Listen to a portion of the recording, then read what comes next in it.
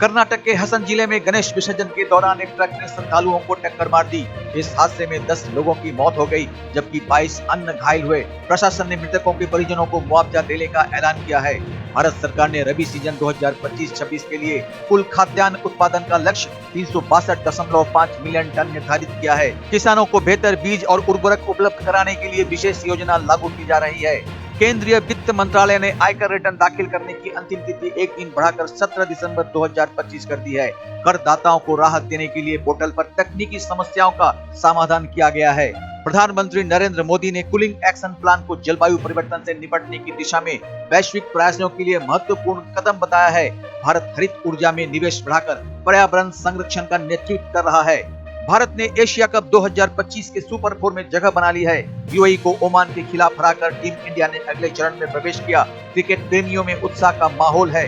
भारत के महिला शतरंज खिलाड़ी वैशाली रमेश बाबू ने ग्रैंड स्विस 2025 में शानदार खेल दिखाकर विजेता बनने का गौरव हासिल किया। उन्हें देश भर से बधाइयां मिल रही है।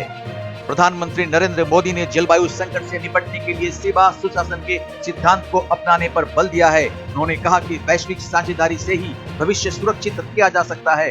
गृह मंत्री अमित शाह ने नई दिल्ली में राष्ट्रीय आतंकवाद रोधी बल सम्मेलन का उद्घाटन किया। सम्मेलन में सुरक्षा सुधार, खुफिया जानकारी साझा करने और आतंकी गतिविधियों पर रोक लगाने की रणनीतियों पर चर्चा हुई। भारत सरकार ने कृषि उपकरणों पर जीएसटी दर कम कर किसानों को आर्थिक राहत दी है। इससे खेती की लागत घटेगी और किसानों की आय में वृद्धि होगी। भारत सरकार ने स्वच्छता अभियान 5.0 शुरू करने की घोषणा की है।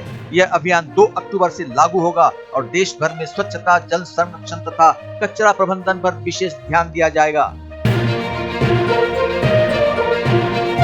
अमेरिकी राष्ट्रपति डोनाल्ड ट्रंप ने ब्रिटेन का राजकीय दौरा किया। उन्होंने प्रधानमंत्री कीर स्टारमर और किंग चार्ल्स से मुलाकात कर व्यापार, सुरक्षा और वैश्विक साझेदारी पर बातचीत की।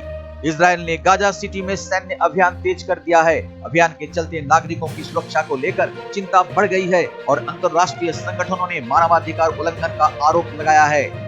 संयुक्त राष्ट्र आयोग ने इजरायल पर गाजा में नरसंहार के आरोप लगाए हैं। हालांकि इजरायल ने इन आरोपों को निराधार बताते हुए कहा कि वह अपनी सुरक्षा के लिए अभियान चला रहा है। अमेरिकी सीनेटर एडम शीफ और एफबीआई निर्देशक कास पैटेल के बीच की बहस हुई। राजनीतिक विश्लेषकों का मानना है इस विवाद का असर आगामी चुनावों पर पड़ सकता है। बुल्गारिया ने चिली को हराकर पुरुष वॉलीबॉल विश्व चैंपियनशिप में अपने पूल में शीर्ष स्थान हासिल किया। टीम के युवा खिलाड़ियों के प्रदर्शन ने सबका ध्यान आकर्षित किया। नेपाल में सोने की कीमत ने रिकॉर्ड बनाया है। 1 तोला सोना अब NPR 2,17,001 तक पहुंच गया है। आर्थिक अस्थिरता और वैश्विक बाजार के उतार चढ़ाव को इसका कारण बताया जा रहा है। अमेरिकी फेडरल रिजर्व की बैठक से पहले डॉलर में मजबूती आई है। वहीं सोने की कीमतों में गिरावट दर्ज की गई है, जिससे निवेशकों में अस्थिरता का माहौल बना है। यूक्रेन और रूस के बीच जारी युद्ध में अमेरिकी राष्ट्रपति ट्रंप ने दोनों पक्षों से शांति वार्ता के लिए जिम्मेदारी निभाने का आग्रह किया है। उन्होंने संघर्ष समाप्त करने का आह्वान किया। पाकिस्तान और भारत में आई बाढ़ से करीब 1.5 मिलियन लोग प्रभावित हुए हैं। राहत कार्य तेज कर दिए गए हैं, लेकिन प्रभावित क्षेत्रों में भोजन और दवाइयों की कमी बनी हुई है। मध्य पूर्व में इजराइल और कतर के बीच तनाव बढ़ गया है। क्षेत्रीय सुरक्षा को लेकर चिंताएं बढ़ी है और अंतर्राष्ट्रीय कूटनीतिक प्रयास तेज किए जा रहे हैं।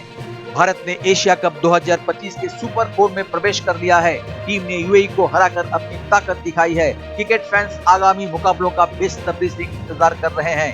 श्रीलंका ने एशिया कप में हांगकांग को 4 विकेट से हराकर ग्रुप बी में अपनी स्थिति मजबूत कर ली है। खिलाड़ियों ने अंतिम ओवर में शानदार प्रदर्शन दिखाया। अर्जेंटीना के स्टार फुटबॉलर लियोनेल मेसी ने अपने कैरियर का 800वां गोल कर इतिहास रच दिया है। फुटबॉल प्रेमियों ने इसे खेल की महान उपलब्धि बताया। अमेरिकी गोल्फ खिलाड़ी टाइगर वुड्स ने 2025 मास्टर्स टूर्नामेंट्स में वापसी की घोषणा की है। लंबे समय बाद मैदान में लौटकर उन्होंने फैंस में जोश भर दिया है। जकार्ता में एशियाई जूनियर और कैडेट चैंपियनशिप में युवा खिलाड़ियों ने शानदार खेल दिखाया। देश के कोचों ने इसे खेल की नई पीढ़ी के लिए उत्साहजनक बताया है। अर्जेंटीना के एंजेल डी मारिया ने यूरोप लीग में हैट्रिक बनाकर टीम को जीत दिलाई। इनके प्रदर्शन की सोशल मीडिया में खूब तारीफ हो रही है। भारत की महिला क्रिकेट टीम ने आगामी महिला क्रिकेट विश्व कप के लिए अपनी टीम का ऐलान कर दिया है। टीम में युवा और अनुभवी खिलाड़ियों का बेहतरीन मिश्रण है। ब्राजील के star footballer national football league में हैट्रिक बनाकर प्लेयर ऑफ द वीक चुने गए हैं। उनके खेल ने टीम की जीत में अहम भूमिका निभाई है। स्पेन के राफेल नडाल ने 2025 यूएस ओपन में चौथे राउंड में जगह बनाई है। उनका अनुभव और खेल कौशल दर्शकों को प्रेरित कर रहा है। अमेरिकी बास्केटबॉल खिलाड़ी लेब्रॉन जेम्स ने एनबीए में 40,000 अंक का आंकड़ा पार कर नया रिकॉर्ड स्थापित किया है। उन्हें खेल प्रेमियों से बधाई मिल रही है।